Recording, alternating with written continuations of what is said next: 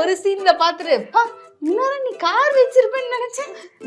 நான் வீட்டுல செங்கலே வச்சில்ல, எங்க இருந்து கார்? அந்த அளவுக்கான பில்டப் கொடுக்குறாங்க. சினிமால மெயின் யாரையுமே நம்பக்கூடாது, நம்மளே நம்பிக்கணும். கான்ஃபிடென்ட்டா எதுவா இருந்தாலும் ஃபேஸ் பண்ணணும். என்கிட்ட கேட்டாங்க ரீசெண்டா ஒரு பெரிய டைரக்டர் அப்படி கேட்கும்போது நோ தேங்க்ஸ் அப்படின்ட்டு. அதுக்கப்புறம் அவர் ஷூட் போயிட்டு இருக்கு, நைட் ஷூட்டு, அந்த 10 மணிக்கு ஷார்ட். அந்த டைம்ல ஒரு சொன்ன ஆர்டிஸ்ட் வரல, சம்திங் ஏதோ இஷ்யூ. ஓகே, எனக்கு கால் எப்படி வருதுன்னா, சிஸ்டர் எங்க இருக்கீங்க?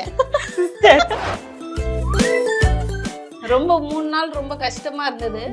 சரி, ஃபர்ஸ்ட் டைம் ஸ்டேஜ் கலா மாஸ்டர் அவங்க கூட பண்ணியிருக்கோம், லக்ஷ்மி மேனன் கூட அவங்க காம்பினேஷன், இதெல்லாம் வந்து சூப்பராக இருந்தது. சினிமாவில் மட்டும் காசு விஷயத்துல ரொம்ப கரெக்டாக இருக்கணும். அவ்வளவுதான். ஓகே, நான் எங்கேயோ பார்த்துருக்கேன்ல அப்படின்னு சொன்னாங்களா அவங்க அசிஸ்டன்ட். மேடம் உங்களை அடிச்சாங்களா? அவங்க தான். அவரு கரெக்டா பாக்கணும். ஐயோ, 10 வச்சுட்டே பாருங்க. அவங்கள இப்படி அடிச்சுட்டு என்ன புடிச்சிட்டு, நீ என்ன அடிச்சல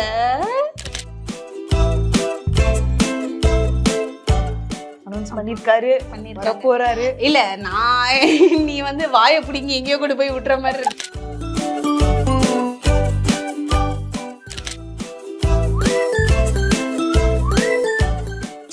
ஜூனியர் ஆர்டிஸ்ட் வந்து பேசிக் ரெஸ்பான்ஸ் இருக்காது சில ஷூட்டிங்ல.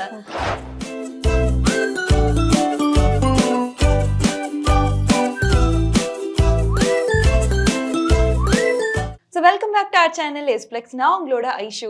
ஸோ இன்னைக்கு நமக்கு ஒரு கெஸ்ட் யார் அப்படின்னு சொல்லி பார்த்தீங்க அப்படின்னா, இவங்க வந்து ஒரு ஆல்ரவுண்டர். ஏன் அப்படின்னு கேட்டீங்க அப்படின்னா, இவங்க விஜேவா இருந்திருக்காங்க, ஆர்ஜேவா இருந்திருக்காங்க, சீரியல் ஆர்டிஸ்டாக இருந்திருக்காங்க, இப்போ வந்து மூவிஸ்லையும் ஆக்ட் பண்ணிக்கிட்டு இருக்காங்க. ஸோ அவங்க தான் வந்து தீபா பாஸ்கர். ஸோ வணக்கம், எப்படி இருக்கீங்க?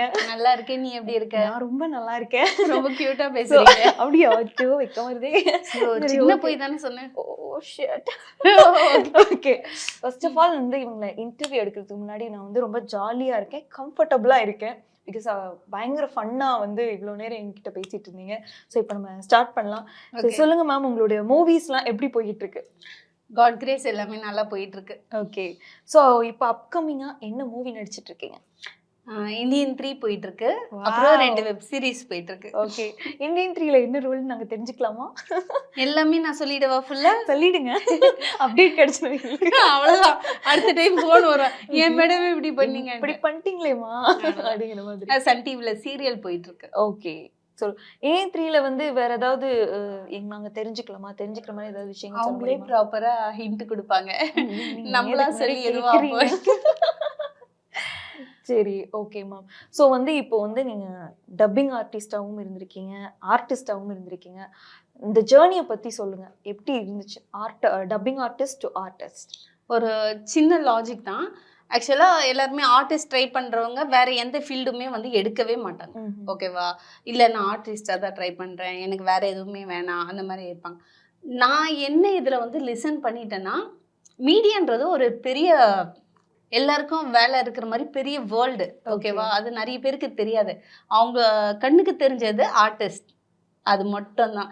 பட் அதுக்கு பின்னாடி டப்பிங்னு ஒன்று இருக்கு, ஸோ அட்வர்டைஸ்மெண்ட் இருக்கு, சீரியல்ஸ் இருக்கு, அப்புறம் காமெடிக்கு தனியாக அதுக்கே யூடியூபர்ஸ் நிறைய இருக்காங்க, இந்த மாதிரி பல இருக்கு. பட் அது யாருமே யூஸ் பண்ண மாட்டாங்க. இல்லை இல்லை, நான் நடித்த சினிமா ஆர்டிஸ்ட் தான். இந்த காதல் படத்தில் சொல்லுவாங்க, நடித்தா நான் ஹீரோவாக தான் நடிப்பேன். அந்த மாதிரி அப்படியே இருந்தீங்கன்னா நீங்கள் அப்படியே இருந்துகிட்டே போக வேண்டியதுதான். நம்ம ஏதாவது ஒன்று தினமும் வந்து ப்ரூஃப் பண்ணிக்கிட்டே இருக்கணும். நான் இது பண்ணிக்கிட்டு இருக்கேன், அப்டேட்லேயே இருந்துக்கிட்டே இருக்கணுன்றது நான் கற்றுக்கிட்ட ஒரு விஷயம். ஓகே, ஸோ அதனாலேயே வந்து எனக்கு இன்னைக்கு இப்போ ஷூட் இல்லைன்னா நான் வெட்டி அப்படின்னு ஸ்டேட்டஸ் போட்டுருவேன், அப்படியே போட்டுருவேன். திடீர்னு டப்பிங் கேட்பாங்க, நான் ஒரு ஆள் சொல்லி வச்சேன், அவங்க வரல மேம், நீங்க பண்றீங்களா அப்படின்ட்டு. நான் 2-3 வாய்ஸ் நானே ஓனா வந்து ட்ரை பண்ணிட்டேன். அப்புறம் நியூஸ் ரீடர் வாய்ஸ், அந்த வாய்ஸை நான் எடுத்து. நீங்க என்னென்ன வாய்ஸ்லாம் நீங்க பேசுவீங்க மேம்? எப்படின்னா, இப்போ உன் ஏஜ் கேட்டகரிக்கு நான் பேசுவேன், உன்னை விட கொஞ்சம் மெச்சூரிட்டி, ஒரு அம்மா கேரக்டர் சொல்லுவாங்களா, ஸோ அந்த ஏஜ் கேட்டகரி. அப்புறம் நல்லா அழுகணும்னு சொல்லுவாங்க, அது வந்து நம்ம எஃபர்ட் எடுத்து பண்ண வேண்டியது. அழுதுகிட்டே பேசணும், நீ சிரிச்சுக்கிட்டே பேசினாலும் அங்கே டோன் கேட்கும்போது அழுகிற மாதிரி தான் இருக்கும். ஓகே. நிஜமா. அது வந்து அந்த நான் பேசும்போது அப்படிதான் பேசுவேன். ஓகே. பட் அங்க சிங் பண்ணும்போது கரெக்டா இருக்கும். Okay, okay, okay, okay. ஓகேவா? இது ஒரு ட்ரிக். டன். இது எல்லாமே நம்மளே நோட் அப்புறம் நியூஸ் ரீடர் வாய்ஸ். ம். கொஞ்சம் ஷவுட்டா நல்லா அப்படி போல்டா பேசினோம்னா அது நியூஸ் ரீடர் வாய்ஸ். ஓகே. ஃபாஸ்டா கடகடன்னு பேசினோம்னா ஆர்ஜே வாய்ஸ். ஓகே. நிறுத்தி நிதானமா பேசினோம்னா அழகா பொறுமையா பேசணுமா அது விஜே வாய்ஸ். ஸோ இதுலயே நிறைய டிஃபரன்ஸ் இருக்கு. எல்லாமே மணி தான், எல்லாமே ஒர்க் தான். பட் யாருமே யூஸ் பண்ண மாட்டாங்க. ஓகே. ஷார்ட் ஃபிலிம்ஸே வந்து பாத்தீங்கன்னா 150க்கு மேல பண்ணியிருக்கேன் ஷார்ட் ஃபிலிம்ஸ். அந்த ஷார்ட் ஃபிலிம்ஸ் எப்படி நான் 150க்கு மேல பண்ணேன்னா அதுல ஒரு 45க்கு மேலேயே வந்து நம்ம MGR film city students. Okay. அவங்க வந்து ஒன்று மாதிரி எங்க புதுசா வர ஸ்டூடெண்ட்ஸு. ஸோ படிச்சுட்டு இதுக்காகவே வராங்க. ஆக்டிங் படிக்கணும். ஆமா, அவங்களுக்கு வந்து ஆர்டிஸ்ட் நிறைய தேவை. எப்போ போனாலும் அங்க அவைலபிள் இருக்கும். பட் யாருமே எடுத்துக்க மாட்டாங்க. அவங்களுக்கு வந்து ஒரு நாளைக்கு வந்து 3000 4000 கொடுக்கணும். நம்மளுக்கு அப்படியே கேரவேன் வேணும், இந்த மாதிரி எல்லாம் வேணும். பட் அங்க வந்து அதெல்லாம் கிடைக்காது. பட் நல்ல எக்ஸ்பீரியன்ஸ் கிடைக்கும் நம்மளுக்கு. ஓகே. ஏன்னா அதையெல்லாம் அப்கமிங் டைரக்டர்ஸ், புது டைரக்டர்ஸ், புதுசா கிரியேட்டிவ் நிறைய இருக்கும். ஸோ அவங்க கிட்ட வந்து மினிமம் 1000 தான் கொடுப்பாங்க. ஆனா நம்ம லேர்ன் பண்ணிக்கலாம். அந்த மாதிரி நான் சினிமால இப்படி இது வரைக்கும் வந்திருக்கேன்னா அவங்க கிட்ட இருந்து லேர்ன் பண்ணிக்கிட்டே தான். இது சீக்ரெட். சீக்ரெட். ஆனா வெளியில சொல்லிட்டீங்களே. நிறைய பேர் கத்துக்கணும்னா கூத்துப்பட்டறையில போனா அதிகமா காசு ஆகும், அந்த மாதிரி விஷயங்கள்லாம் இருக்கணும். ஸோ நீங்க அப்படி கத்துக்கணும்னா அங்க போய் கத்துக்கலாம். ஓகே. அவங்க 3 days கண்டினியூ ஷூட் எடுப்பாங்க. ஒரு நாள் வந்து தனித்தனியா க்ளோஸ் எடுப்பாங்க, இன்னொரு நாள் வந்து சிங்கிள் ஷாட் எடுப்பாங்க, அடுத்த நாள் வந்து 1 டேக் தான், ஒரே ஒரு டேக்ல ஃபுல்லா முடிச்சிடணும். அந்த மாதிரி இருக்கும்போது நம்மளுக்கு ஈஸியா இருக்கும் லேர்ன் பண்ண. ஓகே. இப்போ இந்த ஆக்டிங் லேர்னிங்காக எல்லாம் போறாங்க, நிறைய செலவு பண்ண வேண்டியது இருக்குமா? கண்டிப்பா இருக்கு. நான் கேள்விப்பட்டிருக்கேன், எனக்கு தெரியாது. நான் இது வரைக்கும் போனது கிடையாது. அந்த மாதிரி நிறைய இடத்துல வந்து லேக்ஸ்ல போகுது. லேக்ஸ்ல. ஓகே. ஸோ இப்போ வந்து ஒரு நார்மலாக இப்போ ஒரு மிடில் கிளாஸ் பொண்ணோ ஒரு பையனோ வந்து நான் ஆக்டிங் ஃபீல்டு போகணும்னு ஒரு ஆசை வச்சிருக்காங்க. பட் வந்து அவங்களுக்கே ஒரு பிலீவ் வேணும்ல, அதெல்லாம் ஆக்ட் பண்ண வேணும். நீங்க நல்லா ஆக்ட் பண்ணுவீங்கன்னா அந்த இடத்துல போய் அவங்க கிட்ட கத்துக்கோங்க. ஓகே. ஓகேவா? ஒண்ணுமே இல்லாத ஒரு பிளாங்கா இருக்கவங்களையும் அழகா, ரொம்ப அழகா நம்மளுக்கு பர்ஃபார்ம் சொல்லி கொடுக்குறாங்க. சொல்லி கொடுத்து அவங்களை கூட்டிட்டு வருவாங்க. எந்த அளவுக்கு நீங்க பண்ணிருக்கீங்கன்னு நம்ம பார்க்கலாம். ஓகே. டிஃபரன்ஸ். இப்போ நான் அங்கதான் கத்துக்கிட்டேன். இல்ல என்கிட்ட காசு இருக்கு, நாளைக்கே போகணும் அப்படின்னா போய் கத்துக்கலாம். பட் அதுக்கான பிளாட்ஃபார்ம் கிடைக்காது. ஓகே. நீ 1 lakh செலவு பண்ணி பெரிய இடத்துல எல்லாம் போனா நீ கத்துக்கலாம், ட்ரெயின்டாவா, ஓகே.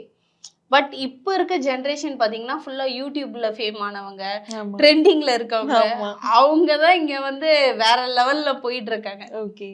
ஸோ வந்து சான்சஸ் கூட அங்க இருந்து லேர்ன் பண்ணிக்கும் போது சான்ஸ் கூட அங்க இருந்து கிடைக்கும். பட் அந்த அளவுக்கு நம்மளுக்கு பிளாட்ஃபார்ம் வராது. ஸோ ஸ்க்ரீன்ல பிக் ஸ்க்ரீன்ல பாக்குற அளவுக்கு அந்த அளவுக்கு இருக்காது. பட் நம்மள வந்து நல்லா பிரெயின் வாஷ் பண்ணுவாங்க. நீ இது பண்ணிட்டேன்னா நீ ஃபியூச்சர்ல வேற லெவல். இந்த சினிமால எது கத்துக்கிட்டாங்களோ இல்லையோ இதை கத்துக்கிட்டாங்க. அந்த சம்திங் ஏதோ ஒண்ணு சொல்லுவாங்க, வாயிலே வீடு கட்டிடுவான்னு சொல்லுவாங்க பத்தியா? லைக் த மூக்குக்கு கீழே கிணறு மாதிரி ஒண்ணு இருக்கே, அதான் எல்லாத்துக்கும் காரணம். சேம் அதுதான். அவங்க என்ன பேசுவாங்கன்னா, ஏய் நீ ரொம்ப சூப்பரா பண்றப்பா, வேற லெவல் தெரியுமா, நீ எல்லாம் பெரிய ஃபியூச்சர், உனக்குலாம் நீ எங்கேயோ இருக்க வேண்டியது, ஒண்ணுமா இங்க இருக்கேன்ட்டு அப்படி கேட்ட உடனே நம்ம பறந்துருவோமே. ஆமா, நம்ம சிவனே இங்க உட்காந்துட்டு செல்ல நோண்டிட்டு இருப்போம். அவன் ஒரு சீன்ல பாத்துட்டு, பா இன்னும் நீ கார் வச்சிருப்பேன்னு நினைச்சேன், நான் வீட்டுல செங்கலே வச்சில்ல, எங்க இருந்து கார்? அந்த அளவுக்கான பில்டப் கொடுக்குறாங்க. அது நார்மலா இருக்கிறது தான். நம்ம இப்போ ஊர் சைடுல பழைய காலத்துல பாத்தீங்கன்னா எப்படியும் இந்த பஞ்சாயத்து தலைவர் பக்கத்துல இந்த கையில இந்த பக்கம் ஒரு 4 பேர், அந்த பக்கம் 4 பேர் ஏத்தி விடுறதுக்கு 4 பேர் 4 விதமா பேசுறது. அது இந்த மாதிரி தான். கண்டிப்பா ஓரளவு ஒரு பர்சன் வராங்கன்னா அட்லீஸ்ட் 2 பேராச்சும் அந்த பக்கம் இந்த பக்கம் நிப்பானுங்க. ஓகே. அந்த மாதிரி. ஸோ யாரையுமே நம்பக்கூடாது. சினிமால மெயின் யாரையுமே நம்பக்கூடாது. நம்மளே நம்பிக்கணும். கான்ஃபிடென்ட்டா எதுவா இருந்தாலும் ஃபேஸ் பண்ணணும். எதுவா இருந்தாலும் ஃபேஸ் பண்ணணும். ஸோ சினிமால யாரையுமே நம்பக்கூடாது அப்படின்னு சொன்னீங்க. இப்போ இந்த ப்ராப்ளம்ஸ் பத்தி சொல்லுங்க. என்ன மாதிரி ப்ராப்ளம்ஸ் நீங்க ஃபேஸ் பண்ணியிருக்கீங்க? நான் நிறைய ப்ராப்ளம்ஸ் ஃபேஸ் பண்ணியிருக்கேன். நான் அதிகமா போல்டா இருக்கிறதே எனக்கு ஒரு ப்ராப்ளமா நிறைய இடத்துல வந்து அமையும். ஓகே. இப்போ ஆடிஷன் ஸ்டார்டிங்லேருந்து வந்து பார்த்தோம்னா, நானும் என் கூட பூங்குடின்னு ஒரு பொண்ணு இருப்பா. நாங்கள் 2 பேரும் வந்து வீட்டில் இருக்கிற டைமில் எங்கெல்லாம் ஆடிஷன், இப்போ வடபழனியா, ஓகே வடபழனி அப்படின்ட்டு எழுதி வச்சிருவோம். எங்களோட இன்வெஸ்ட்மெண்ட் ஒரு நாளைக்கு 100 rupees. ஓகே. இன்வெஸ்ட்மெண்ட். ஓகே. என்கிட்ட 2 வீலர் இருக்கும், அவகிட்ட இருக்காது. அவ இதுக்காக வந்து ரொம்ப லாங்ல இருந்து வருவா. சோ நான் வந்து பெட்ரோல் போட்டுக்கிறேன், அவ வந்து ஃபுட் வாங்குறது. ஓகே, ரெண்டு பேருமே ஆமா. வந்து காம்போ பண்ணிக்கலாம். அப்போ வந்து காலையில வடபழனி போனா என்ன கம்பெனி இருக்கோ எல்லாமே ஏறுவோம் இறங்குவோம். அந்த ஸ்லிப்பர் இருக்கிற இடத்துல அதிகபட்சம் இருக்கும். நாங்க நிக்கிற கியூ பயங்கரமா இருக்கும். அதுக்கப்புறம் நான் யோசிக்க ஆரம்பிச்சேன், எந்த அளவுக்கு நம்ம அங்க இருக்கிறது தான் தப்பு, நம்ம அங்க இருக்கக்கூடாது. என்ன பண்ணேன்னா டப்பிங்ல கான்சென்ட்ரேஷன். ஓகே. ஸோ அவங்க டப்பிங் ஆர்டிஸ்ட். அப்போ நம்மளோட கிரேட் வந்து ஒன்று ஒன்றா அப்படியே மேலே ஏறிக்கிட்டே இருக்கும். ஸோ ஆட்டோமேட்டிக்காக நம்மளுக்கு வேலை வரும், ஓகே, நம்மளுக்கு ரெஸ்பான்ஸ் வரும், நம்ம வர வைக்கணும். அதுக்காக என்ன பண்ணணும், இந்த மாதிரி எஃபெக்ட்லாம் எடுத்துகிட்டு வருவேன். அப்படியும் தட்டி விட்டி உள்ளே வந்துட்டோம்னா அங்கே ஒரு செக் வந்து நிற்கும். பேசிக் ப்ராப்ளம்ஸ் அந்த மாதிரி சில இடத்துல வந்து தேவையில்லாத வார்த்தைகள், தகாத வேர்ட்ஸ் வந்து இதை நான் கேட்டிருக்கவே கூடாது, இதை வந்து நான் கேட்டுட்டேன்னு ஏதாவது இல்ல இந்த விஷயத்த வந்து பேசிக் இன்டர்வியூல வந்து 10 கேள்வியில இதுவும் ஒரு கேள்வியா வந்து இன்செர்ட் பண்றாங்க. எல்லாத்துக்குமே அது இருக்கு, டவுட்டும் இருக்கு. அந்த சரி, நான் ஒரு விஷயம் ஓப்பனா கேக்குறேன். இப்போ இந்த ஒரு விஷயம் நீ சொல்ற, இது எந்த ஒரு துறையில நடக்கவே இல்லைன்னு நீ சொல்லு, நான் நம்புறேன். எல்லா துறையிலும் கண்டிப்பா நடக்குது. ஆஸ் அ விமனா நான் கண்டிப்பா சொல்றேன். ஒரு எக்ஸ்போர்ட் கம்பெனில இல்லையா, மெடிக்கல் ஷாப்ல இல்லையா, இப்போ போலீஸ் ஸ்டேஷன்லயே இந்த மாதிரிலாம் பிரச்சனை நடக்குது. ஸோ எல்லா இடத்துலயும் பெண்கள் அதிகமா பாதிக்கப்படுற ஒரு விஷயம் இதுதான். எதனால பாதிக்கப்படுற, உன் கையில காசு இல்லை, உன்னோட கஷ்டத்தை அவன் யூஸ் பண்றான். நம்மளோட பலவீனம் என்னன்றதை பார்த்துட்டு அதை டார்கெட் பண்றாங்க. அவன் கையில காசே இல்லைனாலும் நம்ம கண் முன்னாடி அதை நீட்டி கொண்டு வந்து இந்த மாதிரி தான் நம்மள வந்து யூஸ் பண்றாங்க. ஸோ கேர்ள்ஸ் வந்து அவங்க கையில மணி எப்பவுமே இருக்கணும், ஃபினான்ஷியலா அவங்க வந்து இண்டிபெண்டா இருக்கணும். எனக்கு இது தேவை, நான் இது வாங்கணும்னா யாரையும் எதிர்பார்க்க கூடாது. என்கிட்ட இருந்தா நீ ஏன் போய் அவன்கிட்ட நிக்க போற? சார் நான் சொல்லுவேன், என்கிட்ட கேட்டாங்க ரீசெண்டாக ஒரு பெரிய டைரக்டர், அப்படி கேட்கும்போது நோ தேங்க்ஸ் அப்படின்ட்டு. இன்னம்மா சினிமாவை பற்றி உனக்கு தெரியாதா? சினிமாவை பற்றி எனக்கு நல்லா தெரியும், உங்களுக்கு இப்போ இருக்க சினிமாவை பற்றி தெரியாதா அப்படின்னு. நீ இந்த மாதிரி பேசிகிட்டே இருந்தா உன்னால் வளர முடியாது அப்படின்னு சொல்கிறேன். தேங்க்யூ ஸோ மச் அப்படின்ட்டு நான் வெளியே வந்துட்டேன். அதுக்கப்புறம் அவர் ஷூட் போயிட்டுருக்கு, நைட் ஷூட்டு, அந்த 10 மணிக்கு ஷார்ட்டு. அந்த டைம்ல ஒரு சொன்ன ஆர்டிஸ்ட் வரல, சம்திங் ஏதோ இஷ்யூ. ஓகே, எனக்கு கால் எப்படி வருதுன்னா, சிஸ்டர் எங்க இருக்கீங்க, சிஸ்டர் எங்க இருக்கீங்க? ஓகே சார், மணி 10 வீட்டில் தான் சார் இருக்கிறேன். இது என்ன கேள்வி? இப்போ அர்ஜென்ட்டா ஷூட் வர முடியுமா? நீங்க தான் என்ன ரிஜெக்ட், இல்லைம்மா நல்ல கேரக்டர், நல்ல ரீச் ஆகும், ஹீரோ கூட காம்பினேஷன், பெரிய சீனு அப்படின்னு. இல்லை சார் மணி, இல்லைம்மா வாமா நீ, உனக்கு சூப்பராக இருக்கும் அந்த கேரக்டர்னு கால் பண்ணி நானே ஹஸ்பண்ட் கூப்பிட்டேன். நான் கொஞ்சம் நீங்கள் வாங்க, ஏன்னா ரெடில்ஸ் வரைக்கும் போகணும். கண்டிப்பாக. அப்புறம் அங்கே வந்து செம சீனும் சூப்பராக இருந்தது, படத்துலையும் நல்லா வந்துச்சு. பட் நீ என்ன பார்க்கும்போது என்ன பேசுனேன், ஆனால் இப்போ நீ என்ன பேசுகிற, ஓகேவா? அதை வந்து நம்ம தான் கொண்டு வரணும். யாரு என்ன எப்படி நம்மள டார்கெட் பண்ணாலும் நான் இப்படிதான் நிற்பேன், உனக்கு இஷ்டம்னா வேலை கூட இல்லை போ, அவ்வளோதான். அந்த கான்ஃபிடென்ட்ல நீ இரு, நீ செம்மையா வேற லெவல்ல போயிடும். எல்லாருக்கும் கொடுக்குற ஒரே அட்வைஸ் அதுதான். ஸோ நம்ம கான்ஃபிடென்ஸ் எப்பவுமே விட்டு கொடுக்கூடாது. ஃபினான்ஷியலா நம்ம ஏதோ ஒரு விஷயத்துல நம்ம கான்ஃபிடென்ட்டா இருக்கணும். ஓகே. ஸோ நீங்க வந்து நிறைய, நான் சொன்ன மாதிரி நீங்க ஒரு ஆல்ரவுண்டர், விஜய்வாவும் இருந்திருக்கீங்க, டப்பிங் ஆர்டிஸ்டா இருந்திருக்கீங்க. அப்படிதான் வந்திருக்கேன். ஓகே. ஸோ உங்களுக்கு வந்து டப்பிங் ஆர்டிஸ்ட் இந்த ரெண்டுக்கும் வந்து எது உங்களுக்கு ரொம்ப பிடிச்சிருந்தது பண்ணும்போது? அப்படியெல்லாம் இல்லை, எல்லாமே எது கொடுத்தாலும் நான் பண்ண அடிச்சு, அவ்வளோதான். ஆக்சுவலாக இது ஒரு ஜாலியாக எடுத்துக்கோ. இப்போ நீ ஆங்கர் பண்ணுற, ஓகேவா, நீ சீரியஸாக இந்த டாப்பிக்கை கொண்டு போயிட்டு அப்படியே எடுத்துகிட்டு போனா உன்னால் வந்து ரீச் பண்ண முடியாது, வியூவர்ஸ் வர மாட்டாங்க. ஸோ எப்படி இருக்கும், உனக்கு எவ்வளோதான் பர்சனலாக ஃபீல்ஸ் எல்லாம் இருந்தாலும் நம்ம கேமரா முன்னாடி ஸ்மைல் அப்படிதான் இருக்கும். உள்ள அழுகிற வெளியில. நீங்க ஒரு லைன் போட்டிருந்தீங்கல்ல, வாட்ஸ்அப்ல போட்டிருந்தீங்க. வாட்ஸ்அப் ரொம்ப வருஷமா வச்சிருக்கேன் தெரியுமா? ஆக்சுவலி நான் எழுதி கூட வச்சிருந்தேன். இங்க சொல்லுங்க அந்த லைனை. சொல்லுங்க. ஐயோ டக்குன்னு அழுகிறேன், வெளியில சிரிக்கிறேன், சோகங்கள் எனக்கும் சொல்லேன், சோகங்கள் எனக்கும் நெஞ்சோடி இருக்கும். எனக்கு நிறைய ஃபீல்ஸ் இருக்கு, ஓகேவா? எனக்கு நாளா உட்கார வச்சு அழுத்தனா 10 நாளைக்கு அழுகுற அளவுக்குலாம் இருக்கும். ஆனா என்கிட்ட கேக்குறது அக்கா தீபக்கா நீங்க எப்பவுமே சிரிச்சுட்டே இருக்கீங்களே அப்படின்னு. சிரிச்சிட்டு தானே இருக்கேன். மைண்ட் வைஸ் நான்லாம் உட்கார வச்சாதான் 10 நாள் அழுவேன். அழவே மாட்டேன். என்னோட அழுகுற வயசு யாருமே பார்த்ததும் இல்லை அதிகமா. எல்லாரும் ஏதோ ஒரு விஷயத்துல தப்பு பண்ணியிருப்பாங்க. சோ நான் இந்த மீடியால வந்து ஈஸியா நம்பிடுவேன். ஸ்டார்டிங் ஸ்டேஜ்ல நம்மள அப்படியே என்கரேஜ் பண்ண ஓ அப்படியா தேங்க்யூ தேங்க்யூ அப்படின்ட்டு அப்படியே கூஸ் பம்ப்ஸ் எல்லாம் வந்துட்டு அப்படியே பறக்கிற மாதிரி இருக்கும். அந்த டைம்ல வந்து ஒரு ஃபேமிலி மாதிரியே நம்மள நம்ப வைப்பாங்க. எங்க ஃபேமிலியோட வந்து நல்லா பேசி மிங்கிள் ஆகி அவங்களும் ஒரு ஃபேமிலி ஆகி அந்த மாதிரி டைம்ல வந்து கேஷ் விஷயத்துல ஈஸியா ஏமாத்திடுவாங்க. ஸோ சினிமால வந்து கேஷ் விஷயத்துல தான் அதிகமா ஏமாறுறது. நம்மள கூப்பிடுவாங்க, வேலை வாங்க, காசு கொடுக்க மாட்டாங்க, ஏமாத்திட்டு போயிடுவாங்க. இல்லாட்டி நம்ம இதே காசு தோ தந்துடுறேன் அப்படின்ட்டுலாம் வாங்கிட்டு போவாங்க. அந்த மாதிரிலாம் இருக்கு. ஸோ சினிமால மட்டும் காசு விஷயத்துல ரொம்ப கரெக்டா இருக்கணும். அவ்வளவுதான். ஓகே. இப்போ ரீசெண்டா கூட கலைஞர் நூர்ல ஒர்க் பண்ணவங்களுக்கு வந்து அமௌண்ட் வரல. நீ வேறம்மா, ஆக்சுவலா நீ அதே என்னோட இன்ஸ்டா ஸ்டேட்டஸ்ல பார்த்தேன்னா நான் போட்டோ எல்லாம் எடுத்து போட்டிருப்பேன். First time stage experience with Kalaignar 100 அப்படியே ஹேஷ்டேக்லாம் போட்டு பயங்கரமா போட்டு வச்சிருந்தேன்.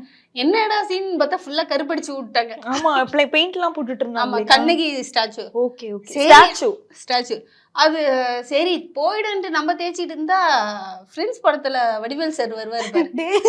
தேய்க்காதீங்கடா, 3 நாளா வெளியவே போகல. நானு தூக்கத்துல கூட இப்படி கண்ணு முடிச்சு பார்த்தா ஒரு மாதிரி இருக்கும். நான் ஸ்க்ரப் ஃபுல்லா போட்டுட்டாங்க. ஃபுல்லா அப்படியே ஃபுல்லா போட்டாங்க. காலு அதுல வீடியோவே நான் மென்ஷன் பண்ணிருந்தேன். கால் எல்லாம் போட்டு நல்லா தேய்ப்பாங்க. பார்த்தோம். ரொம்ப 3 நாள் ரொம்ப கஷ்டமா இருந்தது. சரி ஃபர்ஸ்ட் டைம் ஸ்டேஜ் கலா மாஸ்டர் அவங்க கூட பண்ணியிருக்கோம். லக்ஷ்மி மேனன் கூட அவங்க காம்பினேஷன் இதெல்லாம் வந்து சூப்பரா. இந்த பரதநாட்டியம், ஆமா, சிஎம் சார், ரஜினிகாந்த், அப்புறம் நயன்தாரா மேம் எல்லாருமே லைனா உட்காந்து அவங்க முன்னாடிலாம் பண்ணோம் அப்படின்னு. அப்புறம் முடிச்சுட்டு பேமெண்ட் கேட்க போனா சொல்லலையாம்மா, நீங்க தானே சார் சொல்லணும் அப்படின்னு. எல்லாம் யூனியன்ல வந்துடும், 3 daysல வந்துடும், எல்லாம் வந்துடும் அப்படின்ட்டாரு. உங்களை அனுப்புறதுக்காக இல்ல எல்லாருக்கும் அப்பதான் தெரியும். அப்புறம் சரி ஓகே நான் கன்வின்ஸ் ஆச்சோம் அப்படின்ட்டு என்கிட்ட சேஞ்ச் இல்ல, நீ இப்போ நான் ஜிபேல போடுறேன், நான் ஆல்ரெடி 10:30 ஆயிடுச்சு நைட்டு, நான் போட்டுடுறேன் அப்படின்னா சரி ஓகேன்னு போனோம். இப்போ வரைக்கும் ஃபோன் பண்ணா எடுக்க மாட்டேன்றாங்க. எங்கடா பேட்டா எங்க பாத்தாராங்கிற மாதிரி. பொங்கல் புளியோதரெல்லாம் போடல, வெஜிடபிள் ரைஸ்ன்னு போட்டாங்க. அது கூட கொஞ்சம் குழஞ்சுதான் இருந்தது. ஓகே பரவாயில்ல, கூட நாங்க அட்ஜஸ்ட் பண்ணிக்கிறோம், அமௌண்ட்டை கொடுங்க அப்படிங்கிற மாதிரி கேட்டு பார்த்துட்டு ஒரு வழியா சரி போ நம்மளுக்கு வேணாம் விட்டுரு அப்படின்னு. எவ்வளோ பேர் ஏமாத்திட்டாங்க. நீ ஒன்று ரீசெண்டாக ஒரு பெரிய ஹீரோ படம் ஒன்று பண்ணியிருக்கேன். அது 4 நாள் பண்ணேன். 4 நாள் அட்லீஸ்ட் இந்த பேட்டா வச்சு கொடுங்கயான்னு கேட்டுட்டு இருக்கிறேன். அவங்க எல்லாரும் வரும் ஆனா வராது அப்படிங்கறது அப்படிதான் இததான் சொல்லிக்கிட்டு இருக்கிறாங்க. ஓகே எனக்கு சரி ஓகே அப்படின்னு. சோ இத நீங்க ஃபேஸ் பண்றது மூவிஸ்ல கூட நீங்க இத ஃபேஸ் பண்ணிட்டு? ஆமா, மூவிஸ்ல இந்த மாதிரி இஷ்யூஸ் ஃபேஸ் பண்ணலாம். பட் சீரியல் வந்து அதெல்லாம் பக்கா கன். அது சீரியல்ஸ் எப்படின்னா நம்மளுக்கு மந்த்லி சேலரி வர மாதிரி. ஸோ அதெல்லாம் கரெக்டாக, ஏன்னா அது அவங்க வந்து த்ரோட்டாக ட்ராவல் பண்ணுறாங்க. ஸோ அதெல்லாம் சேலரியை பொறுத்த வரைக்கும் நான் சினிமாவில் சம்பாதிக்கணும் அப்படின்னு நீங்கள் நினச்சா இன்ஸ்டன்ட் ஃபேம். நம்ம சீரியலில் வந்து இன்ஸ்டன்ட் ஃபேம். இன்னைக்கு நினச்சா 2 daysல நீ டெலிகாஸ்ட், நம்ம டைம் எழுதி வச்சு கூட சொல்லலாம். ஸோ நம்மளுக்கு ஃபேமாவும் இருக்கும், சொன்ன பேமெண்ட் கரெக்டாகவும் கொடுத்துருவாங்க. ஸோ இதில் வந்து நம்ம சீரியலை வந்து பாராட்டலாம். ஓகே, கரெக்டாக அந்த பேமெண்ட்ஸ் எல்லாம் அதெல்லாம் கரெக்டாக வந்து அந்த பெண்டிங் அந்த மாதிரி இஷ்யூஸ்லாம் எதுவுமே இருக்காது. ஸோ நீங்கள் அந்த கேள்வியெல்லாம் அந்த மாதிரி கேள்விகளுக்கு கூட இங்கே வாய்ப்பு கிடையாது. ஓகே, சீரியல்னா நம்ம பர்ஃபெக்டாக இருக்கணும், ஒரு ப்ளவுஸு இந்த ஹிப்புலாம் கூட தெரியக்கூடாது, தொட்டு நடிக்கக்கூடாது, இந்த மாதிரி அவங்களுக்குன்னு ஒரு பேண்ட் ரொம்ப சூப்பராக இருக்கும். அதெல்லாமே அக்செப்ட் பண்ணிக்குவாங்க இல்லைங்களா? ஆமா ஆமா, கொஞ்சம் ஸோ அதில் வந்து ரொம்ப நீட்டாக இருக்கணும். அந்த விஷயத்துல சின்ன விஷயம் நம்ம ஒரு ஷார்ட்ல இப்படி திரும்பினா கூட அவங்க வந்து இல்லை திரும்ப வேணாம் இப்படியே நில்லுங்க, அந்த பேக் சைட் கூட தெரியக்கூடாதுன்றதுல அவ்வளோ பக்காவா இருப்பாங்க. ஓகே, ஸோ சீரியல்ஸ்ல வந்து எனக்கு அது ரொம்ப பிடிக்கும். நீங்க பார்த்ததுலேயே சீரியல் உங்களுக்கு ரொம்ப கம்ஃபர்டபுளா இருக்கு? கம்ஃபர்டபுளா இருக்கும். ஓகே. சோ வந்து நீங்க கலா மாஸ்டர் கூட எல்லாம் ஒர்க் பண்ணிருந்தீங்க இல்லீங்களா? எப்படி இருக்கும் கலா மாஸ்டர் எப்படி இருப்பாங்க செட்ல? ரொம்ப கியூட் தெரியுமா கியூட்டா? அவங்க?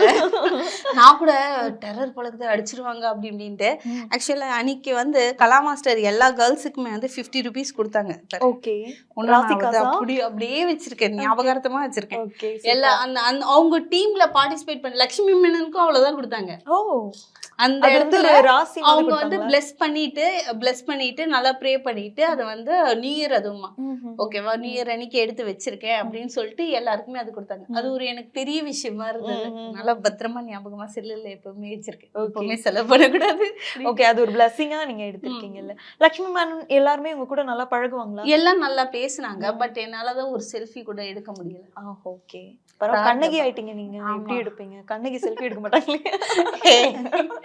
என் கலர் அந்த மாதிரி இருந்தது, அதனால செல்ஃபி எடுக்கலையா?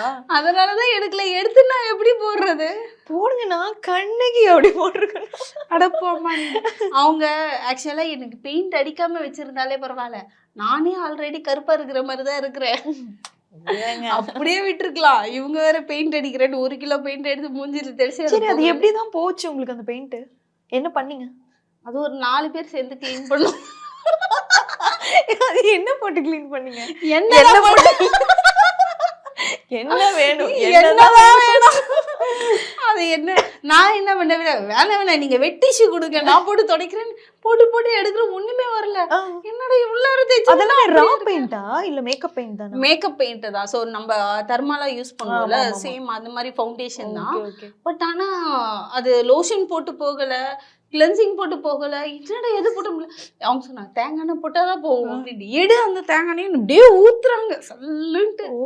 ஃபுல்லா ஊத்தி எவ்வளவு நேரம் துடைக்கிறாங்க. இந்த கை ஒத்தர், இந்த கை ஒத்தர், 2 கால் ஒத்தர், மூஞ்சி ஒத்தர். அவ்வளவு நேரம் தொடச்சு ஓரளவுதான் போச்சு. அப்படி அப்புறம் எத்தனை நாள் ஆச்சு போக? அது சொன்ன 2 days வீட்டுக்குள்ளேயே இருந்தேன். பழைய கலர் வேணும்ல, கலர் ரொம்ப முக்கியம். ஆமா முக்கியம். அது வேற இங்க ப்ராப்ளமா இருக்கு. சரி, ஓகே. சோ நீங்க வந்து பெரிய ஆர்டிஸ்ட் கூட ஒர்க் பண்ணிருக்கீங்களா? நயன்தாரா மேம் கூடவே ஒர்க் பண்ணிருக்கீங்க. ஐரா ஒர்க் பண்ணேன்னு சொன்னீங்க. நயன்தாரா மேம் வந்து ரொம்ப கியூட், எப்படி சொல்றது, ரொம்ப கேஷுவலா இருப்பாங்க. மத்தவங்க சொல்றாங்க எப்படின்னு தெரியாது. பட் வந்து ரொம்ப கேஷுவலா, கேரவன் எல்லாம் போய் எல்லாம் அடிக்கடிக்கு உட்கார மாட்டாங்க, நம்மள மாதிரிதான் உட்காந்துருப்பாங்க.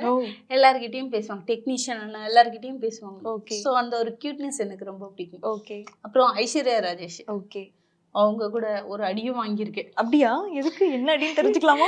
என்னன்னா அது ஒரு சூப்பரா இருக்கும். தீரா காதல் ஒரு படம் ரிலீஸ் ஆச்சு, ஜெய் சார். அதுல வந்து பிசி கேரக்டர் அடிக்கிற சீனு, நான் அவங்களை அடிக்கிற மாதிரி அடிச்சு திட்டுற மாதிரி சீனு அது பண்ணிட்டோம். அது பண்ணி முடிச்சிட்டீங்களா? லைட்டா தான், அது எப்படின்னு சொல்லுங்க, சொல்லுங்க. அது பண்ணி முடிச்சிட்ட பிறகு 2 days கழிச்சு திடீர்னு வேற ஒரு ஷூட் வந்தது. சரி என்ன கேரக்டர் என்னன்னு கேட்டேன். பட் ஹீரோயின் யாருன்னு கேட்க மறந்துட்டேன். ஓகே. இங்க அடிச்சுட்டு அங்க போய் இருந்தான்னா அங்கேயும் இவங்கதான் ஐஸ்வர்யா ராஜேஷ். சீன் முடிச்சிட்ட பிறகு போயிட்டு நான் எங்கேயோ பார்த்துருக்கேன்ல அப்படின்னு சொன்னாங்களா அவங்க அசிஸ்டன்ட். மேடம் உங்களை அடிச்சாங்களே அவங்கதான். அவர் கரெக்டா பார்த்து பத்து வச்சுட்டே பாருட்டு அவங்கள இப்படி அடிச்சுட்டு என்ன புடிச்சிட்டு நீ என்ன அடிச்சல அப்படின்னாங்க. எல்லாம் ஜாலியா இருப்பாங்க. அந்த அளவுக்கு இறங்கி பேசுவாங்கல்ல. வேற எந்த ஆர்டிஸ்ட்லாம் இந்த மாதிரி உங்க கூட ரொம்ப ஜாலியா பழகுனது? ஜாலியா சந்தானம் சார் வந்து ரெஸ்பெக்ட். ஓகேவா, அந்த வடக்பட்டி ராமசாமி பண்ணும்போது ரொம்ப நல்ல டைப். அவர் ஒரு பயங்கரமான பக்திமான் கூட இல்ல? எஸ். எனக்கு ரொம்ப பிடிச்ச ஆக்டர்னா விஜய் ஆண்டனி சார். ஓகே. பிச்சைக்காரன் 2 பண்ணேன். அப்புறம் இது கோடியில் ஒருவன் தான் பண்ணேன் கூட. அவர் அக்கான்னு தான் கூப்பிடுவாரு. அவர் ரொம்ப பிடிக்கும்னு சொல்லல, உங்க கண்ணுல ஒரு தேஜஸ் பார்த்தேன். அதுக்கான ரீசன் என்னன்னா ஒரு கைண்ட்னஸ் தான் அவர்கிட்ட. அவர் போகும்போது ஸ்பாட்ல வந்துட்ட பிறகு எல்லாரும் சாப்பிட்டீங்களா ஃபர்ஸ்ட் கேக்குறது. சாப்பிட்டீங்களா அக்கா, நல்லா இருக்கீங்களா, வீட்டுல எல்லாரும் நல்லா இருக்காங்களா, அது கேட்பாரு. சோ நம்ம கிராஸ் பண்ணி இப்படி இப்போ அவர் உட்காந்துட்டு இருந்தா கூட டக்குன்னு ஏஞ்சிருவாரு. அவர் ஏஞ்சிருவாரு. ஜூனியர் ஆர்டிஸ்டா இருக்கட்டும், யாரா இருக்கட்டும், சொல்லுங்க, சரி ஓகே அப்படின்ட்டு அந்த ஒரு கை இப்படி வச்சுட்டு நீ எப்போ போனாலும் அந்த மாதிரி அந்த ஒரு ரெஸ்பெக்டோட பேசுறவர் அவர் தான். Okay okay okay okay. அதே மாதிரி ஃபைட்டர்ஸ் டீம், ஃபைட்டர்ஸ்னா எல்லாம் எப்படி அடிப்பாங்க பாத்தியா, ஒவ்வொரு வாட்டி அடிச்சிட்ட பிறகும் இப்படி தொட்டு கும்பிடுவாங்களே யாராவது, சாரி சாரி சாரி வலிக்குதா தெரியுதா, சாரி வலிக்குதா. அதெல்லாம் நடக்குமா? விஜய் சார் கேட்பாரு உன்னை கம்பல் அடிச்சு பண்ண ஆமா அப்படியா ஃபைட்லாம் பண்ணும்போது கேட்பாரு அவங்க சார் அதுக்கு தானே சார் நாங்க வந்திருக்கோம் அப்படின்னாங்களா அவள இல்லப்பா பரவாயில்ல அப்படி மறுபடியும் ஒரு ஃபைட் ஏட்டி எல்லாம் வச்சுட்டு மறுபடியும் சாரி வலிக்குதா சாரிப்பா சாரி அப்படின்னாங்களா நான் பார்த்துட்டே இருப்பேன் இப்படிலாம் இருக்கிறீங்களா அதனால எனக்கு விஜய் ஆண்டனி சார் ரொம்ப பிடிக்கும். ஸோ பேசிக் வந்து ரெஸ்பான்ஸ் ஓகே ஒரு ஹியூமனா தான் யாருமே இங்க பார்க்க மாட்டேன்றாங்க. பட் அவர் வந்து எல்லாருக்குமே ரெஸ்பான்ஸ், நீ பெரிய ஆர்டிஸ்டா இருக்கட்டும் ஜூனியர் ஆர்டிஸ்டா இருக்கும் வாட் எவர் எல்லார்கிட்டயும் பேசுவாரு சிரிப்பாரு ஒரு கைண்ட்ஃபுல்லா நடந்துப்பாரு. ஓகே ஸோ வந்து இது ஒரு பக்கம் வந்து இப்படியும் ஆர்டிஸ்ட் இருக்காங்க அப்படின்னு சொல்லி உங்களுக்கு அது ரொம்ப இதா இருக்கு. ஸோ இன்னொரு பக்கம் பார்க்கும்போது இவங்கெல்லாம் சின்ன ஆர்டிஸ்ட் தானே அந்த மாதிரி கீழே கூட நடத்துவாங்களா? அது சில பேர் இருக்கிறாங்க. ஜூனியர் ஆர்டிஸ்ட்க்கு வந்து பேசிக் ரெஸ்பான்ஸ் இருக்காது சில ஷூட்டிங்ல. ட்ரெஸ் சேஞ்சிங்க்கு ரூம் இருக்காது, ஃபுட் வந்து அவங்க எங்க கிடைக்குதோ சில இடத்துல சேர்ஸ் போட்டு வச்சிருப்பாங்க, சேர் இல்லைன்னா உட்காந்து சாப்பிடுவாங்க. கொஞ்சம் சில விஷயங்கள் அந்த மாதிரி தான் இருக்கும். ஓகே அவங்கள ட்ரீட் பண்ற விதமே வந்து கஷ்டமா தான் இருக்கும். ஓகே ஆனா பெரிய ஆர்டிஸ்ட்னா எப்பவும் போல அவங்க பெர்ஃபெக்ட்டா கவனிச்சுப்பாங்க. சின்ன ஆர்டிஸ்ட்க்கு அந்த மாதிரி ஏன்னா இப்போதான் வரும்போதே அவங்க தான் அசிஸ்டன்ட் கூட்டிட்டு வந்துடுறாங்கல்ல. எனக்கு இப்போ மணி 11 ஆச்சா இளநீ எடுத்துட்டு வாப்பா, ஒன்னாச்சா சோறு எடுத்துட்டு வாப்பா, ஓகே அதுல ஸோ எல்லாருக்குமே அசிஸ்டன்ட் போட்டதுனால அவங்கள வச்சு வேலை வாங்கிடுவாங்க. ஸோ அதனால ஒன்றும் பிரச்சனை இல்லை. ஸோ ஓகே மேம், உங்களுக்கு வந்து இண்டஸ்ட்ரியில பிடிச்ச ஹீரோயின் யாருன்னு சொல்லுங்க. ரொம்ப யோசிக்கிற மாதிரி இருக்கு. அப்படியா? சரி அப்ப क्वेश्चन மாத்திலாம். ஹீரோ யாரு பிடிக்கும்? அது சொல்லிட்டல, எனக்கு வந்து விஜய் பிடிக்கும். கேமரா சொன்னீங்க. விஜய் பிடிக்கும்ன்றது வந்து சின்ன வயசுல இருந்து எனக்கு விஜய் பிடிக்கும். விஜய் சாரோட பிக் ஃபேன். ஓகே. பட் பழகுனதுல எனக்கு விஜய் ஆண்டனி சார்.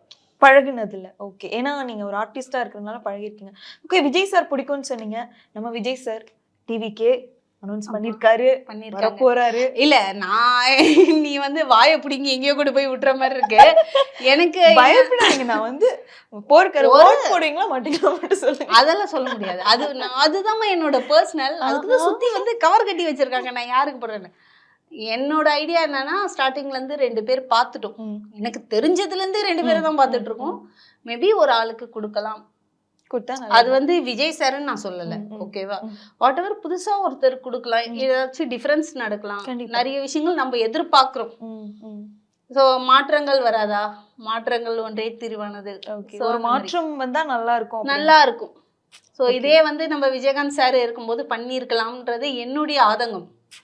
கண்டிப்பா அவரை வந்து எல்லா சோசியல் மீடியாலுமே வந்து பயங்கரமா ட்ரோல் பண்ணிட்டாங்க அவரு பேசின வார்த்தைகளை வச்சு. பட் அவர் இறந்த பிறகு இப்ப வந்து ஒரு மகா மேதை மாதிரி அவரை வந்து பேசிக்கிட்டு இருக்காங்க. யாருக்குமே ஒருத்தவங்க இருக்கும்போது அவங்களோட அருமை தெரியவே தெரியாது. அவங்க இல்லாத போது மத்தவங்க எல்லாம் சொல்றாங்க பாருங்க, எனக்கே வந்து அதிகமா தெரியாது. இந்த சினிமால இருக்கவங்களுக்கு மட்டும் தான் தெரியும். விஜயகாந்த் சார் அவரோட ஆபீஸ்ல அங்க வந்து எல்லாருக்கும் சாப்பாடு போடுறாரு. கொரோனா டைம்லயும் சாப்பாடு போட்டுட்டு இருந்தாரு. எத்தனை பேர் வந்தாலும் அவங்களுக்கு சாப்பாடு. ஓகே. அதே டைம்ல ஸ்டார்டிங்ல ஷூட்டிங்ல வந்து அதிகபட்சமா ஆர்டிஸ்ட் கொடுக்கறது டீ காஃபி மட்டும் தான். ஆமா. நான் என்ன சாப்பாடு சாப்பிட்றேனோ அதை அவங்களுக்கே போட சொல்லு. எனக்கு மீன் வச்சா அவங்களுக்கும் மீன், ஆல்ரெக்ஸ்னா ஆல்ரெக்ஸ், இந்த மாதிரி கொண்டு வந்தது அவர் தான். இது வந்து இண்டஸ்ட்ரியில இருக்கிறவங்களுக்கு தெரியும், வெளியே இருக்கவங்களுக்கு தெரியாது. அப்புறம் அவர் வீட்டுல வந்து எப்பவுமே வெளியே உட்காந்துருப்பாராம் காலையில 10 மணி வரைக்கும். யாராவது உதவி கேட்டு வருவாங்கன்னு சொல்லி வெளியே உட்காந்துருப்பாராம். எந்த ஆர்டிஸ்ட் இப்படி வருவாங்க? ஸோ இந்த மாதிரி விஷயங்கள்லாம் அவர் இறந்த பிறகுதான் உங்களுக்கு தெரியுது. அவர் இருக்கும்போது அவரை ட்ரோல் பண்ணிட்டு, அது ரொம்ப கஷ்டமான ஒரு விஷயம். ஓகே. இப்போ வந்து ஸ்டேட்டஸ் வச்சிருக்கோம், டிபி வச்சிருக்கோம். ஓகே. ஸோ எமோஷனல் ஆயிட்டீங்க. நான் அங்கே போய் பேசிட்டு வந்தேன், என்னை கூப்பிட்டுருந்தாங்க ஒரு மியூசிக் இதில். அப்போ பேச சொல்லி கூப்பிடும்போது அவர் பாடின பாட்டு எல்லாமே போடும்போது அவ்வளோ டச்சிங்காக இருக்குது. அந்த சாங்ஸ், அந்த லைன்ஸு ரொம்ப வந்து கிளாமரெல்லாம் அவர் வந்து நடிச்சது இல்லை, ஓகேவா? இப்போ இருக்கிறவங்களாம் பயங்கரமா சாங்ஸ் எல்லாம் போட்டு நடிக்கிறாங்க. ஸோ அவர் தேசம், மக்கள், இந்த மாதிரி விஷயம்தான் அவர் ஆசைப்பட்டது. என்னன்னா பசியில யாருமே இருக்கக்கூடாது அப்படின்ட்டு. என்னோட திங்கிங் என்னன்னா, அட்லீஸ்ட் உன்னால முடிஞ்ச ஒருத்தருக்காச்சும் சாப்பாடு வாங்கி கொடு. தக்காளி சாதமோ லெமன் சாதமோ 10 ரூபாய் 12 ரூபாய் தான் இப்பெல்லாம், அதையாச்சும் வாங்கி கொடுத்துட்டு போங்க. அவருக்காக செய்யல, உங்களுக்காக செய்யுங்க அப்படின்ட்டு. ஸோ கண்டிப்பா இது வந்து நான் சொல்லி ஆகணும். நீங்க ஒரு ஆர்டிஸ்ட், டப்பிங் ஆர்டிஸ்ட் எல்லாருக்குமே தெரியும். நீங்க பயங்கரமா ஹெல்ப் பண்ணிக்கிட்டு இருக்கீங்க. ஸோ வந்து இல்ல கண்டிப்பா இது சொல்லணும். ஏன்னா அத பார்த்து ஒரு 4 பேர் வந்தா அதுவும் நல்ல விஷயம் தானே கண்டிப்பா. ஸோ வந்து நெறைய ஹெல்ப் பண்ணிட்டு இருந்தீங்க. விஜயகாந்த் சாரோட ஊர்வலத்துக்கு வந்துட்டு இருந்தவங்களுக்கு கூட நீங்க தண்ணி ஆமா. குடுத்திருந்தீங்க. ஆக்சுவலா அது யாருமே அதிகமா நோட்டீஸ் பண்ணல. நான் பண்ணிட்டேன். அது எனக்கு திடீர்னு தோணுன ஒரு விஷயம் தான். பிரஸ் பீப்பிள் வந்து ஃப்ரெண்ட்ஸ் நெறைய பேரு. ம். ஓகே. பிரஸ் பீப்பிள் வந்து ஃப்ரெண்ட்ஸ் நெறைய பேரு. ம். அப்போ எனக்கு கால் பண்ணாங்க. "அக்கா நாங்க அங்க இருந்து வந்துட்டு இருக்கோம். தண்ணி மட்டும் கொஞ்சம் அரேஞ்ச் பண்ணி தம்பிகிட்ட எடுத்துட்டு வந்து குடுக்க சொல்லுங்க" ஓகே, அப்படின்னா. ஓகே. அந்த கிராஸ் பண்ணிட்டு தானே போறாங்க. ம். வீட்ட கிராஸ் பண்ணி, ம். "என்னப்பா தண்ணி இல்லையா?" "அக்கா காலையில இருந்து நிக்கிற ஒரு பாட்டில் தண்ணி கூட யாரும் குடுக்கல" ஓகே, அப்படின்னு. Okay. Press peoples. Press people கேட்டாங்க. அப்புறம் எனக்கு ஜஸ்ட் ஒரு திங்கிங். நான் வந்து ஒரு 3 கேன் சொன்னேன். ம். 3 கேன் மட்டும் பெரிய கேன் சொல்லிட்டு, ம். போலீஸும் தண்ணி எதுவுமே குடிக்கல. ம். ஸோ அவங்களுக்கு வந்து பெட் பாட்டில் சொல்லியிருந்தேன். ஓகே. பார்த்தா நான் 3 கேன் வாங்குனேன். 18 கேன் ஆச்சு. ஓகே. தண்ணிக்கு அங்க இருந்தே நடந்து வராங்கம்மா மக்கள்.